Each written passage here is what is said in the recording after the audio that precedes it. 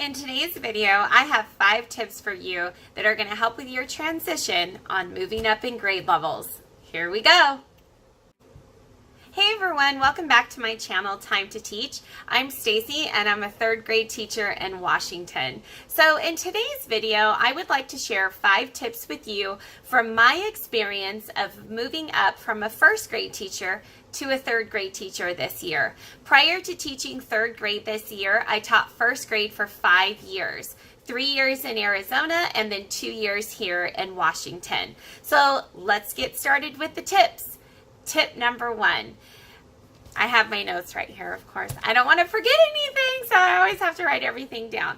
So tip number 1, request a meeting prior to the end of the school year with the teachers who are currently teaching the grade level that you are moving to. So for example, like I said, I was a 1st grade teacher last year and I wanted to meet with the teachers that were teaching 3rd grade. And here are some questions that you can ask them about the grade level. So the first thing, of course, is ask them about the curriculum. Ask them what curriculum they use that year, what curriculum they recommend, and that way when you go to research, if your school doesn't have a mandatory curriculum, you can review the curriculum that they used and then start looking at other curriculums that are recommended for that grade and that have good reviews and possibly good reviews from the teachers that have used it. Get their feedback on the curriculum that they choose to use. Another thing that you can ask them about is grading in a higher grade level and also report cards, because from the primary grades to the intermediate grades, grading changes. In 1st grade for me personally, it was a lot of observation. We do grade according to the standards. It's not a letter grade, it's standard grading. So in 3rd grade, it's still the same. It's from 1 to a 4. But you definitely want to talk to them about how often they grade and just what their process is, because it does change a lot in 3rd grade. Another question you can ask them is about student behavior. How is it different in a higher grade level? And also the students' needs, because they are different from 1st grade to 3rd grade. And I am using that example because that's what I recently changed from. So student needs and student behaviors change within the grade, so ask them about that. Another question you can ask them is about testing. How often do the kids test? And also ask them about standardized testing. Tip number 2, make sure when you move from a primary grade to a higher grade that you prepare for extra time. And I know what you're thinking. Oh my gosh, Stacy, am I going to have extra time? And when I teach higher grades? No, actually I'll get to tip number 3 in just a minute. But you're going to have extra time after certain lessons. And let me tell you, for example, I use the same math curriculum in 1st grade and this year in 3rd, which is Engage New York. And for example, I was teaching my 3rd graders how to do a sprint. And they caught on to it the first time. And if you're familiar with Engage New York, you know what I'm talking about. But when I taught it in 1st grade, I swear it took like a week before my kids were able to do the sprint fluently and be able to grade it themselves. And I was like, oh my gosh, what am I going to do with this extra time that I have?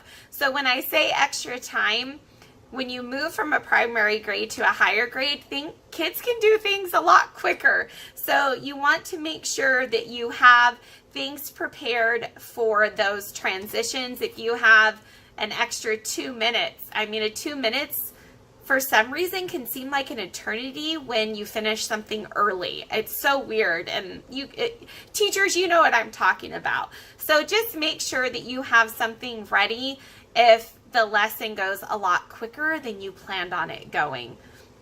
Okay, tip number 3, prepare for less time, because in my experience, my personal experience going from a 1st grade teacher to a 3rd grade teacher, I feel like my adrenaline is non-stop. I feel like I don't ever have even a minute to breathe, and it might just be the year that I've had, or the students that I've had, or the large class size, which I will be making a video about all of that at the end of the year, but I feel like I never have a minute of downtime. And let me explain that, because for one, grading takes a lot longer.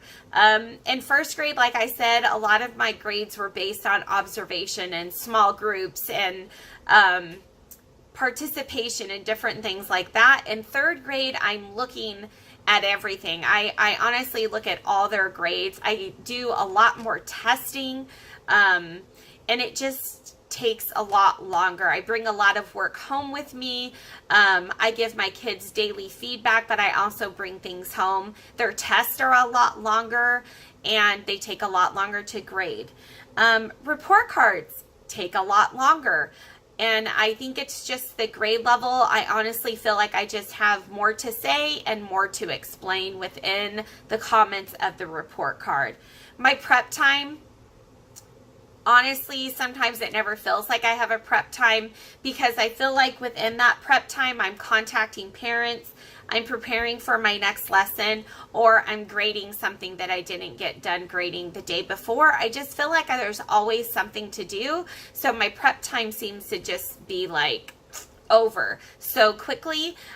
This year, I actually used my prep time to eat lunch. And then when my kids are at lunch and at recess, I do have 50 minutes, which is awesome, but I just have so much to catch up on this year.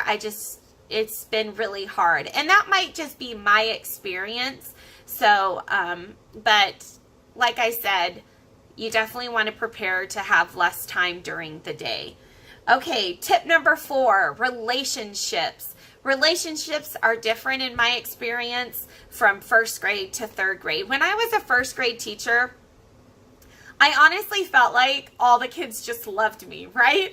They're just these little kids, you know, they're 5 and 6 years old. They look up to you for everything. They think you're awesome and nice and wonderful. And it's just, I felt like it was a little bit easier to build relationships with my students individually and as a whole, as a class.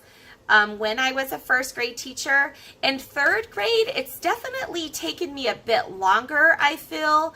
Again, that can just be related to the year I had and my large class size, but I feel like it's a little bit harder to build relationships with older kids.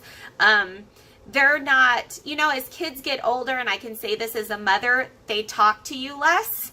They just start to keep to themselves. So you kind of have to really just ask them, but you don't want to ask them too much and make them feel uncomfortable. So it's a little bit harder, I feel like, to build relationships with kids at this age. So you definitely want to include a community circle or morning meeting every day, so you can hear what they have to say, you know, about what they do on the weekends or what sports they're into, etc. And then you can bring that into conversation when you're having lunch bunch, or when you're working in small groups, or, you know, just certain times of the day. You can ask them questions when they feel comfortable, and that will help you build the relationships with the older kids. Okay,